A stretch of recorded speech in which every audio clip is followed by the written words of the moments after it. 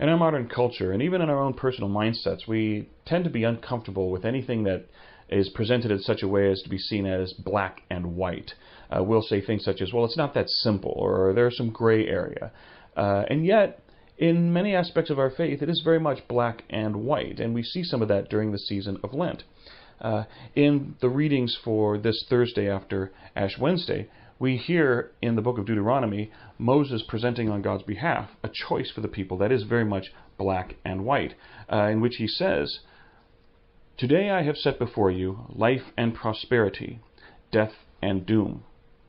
If you obey the commandments of the Lord your God, which I enjoin on you today, loving him and walking in his ways and keeping his commandments, you will live and grow numerous, and the Lord your God will bless you in the land you are entering to occupy.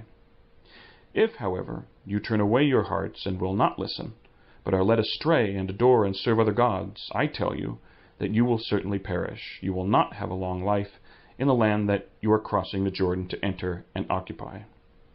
I have set before you life and death, the blessing and the curse. Choose life, then, that you and your descendants may have a long life by loving the Lord your God." So Moses gives a very black and white choice for his people, life and death, as they enter into his promised land. They either keep the covenant and the law, or they don't. During the season of Lent, there is very much a black and white proposition. And I always like to remind other people, including myself, that during the season of Lent, Catholics do one of two things. They either make sacrifices or they make excuses. Well, I'm too old. I'm too old to engage in these practices. Or I'm too young. I'm not old enough. I don't have the obligation because I'm underage. Or I don't get something out of a particular practice. Or I don't consider it a sacrifice for me personally. We often find loopholes in the rules, ways we can get around particular practices or find exceptions or new ways of approaching it, ways that might make it easier or more palatable to us, or less of a sacrifice, or less penitential, or even less of a discipline.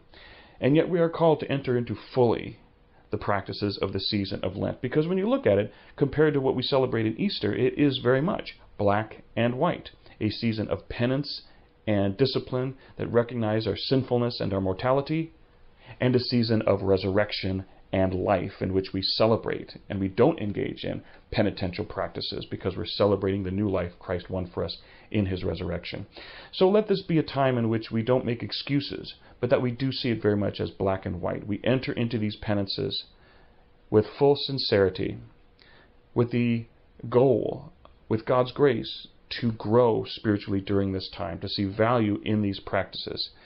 Despite the fact that we may be tempted, because let's face it, these are not easy things. They can be inconvenient or uncomfortable. That is when we turn to God's grace in prayer to give us the strength to endure and to continue on during this season so that we can truly substantially and adequately, as a people of faith who have truly grown during the season of Lent, enter into the 50-day celebration of Easter.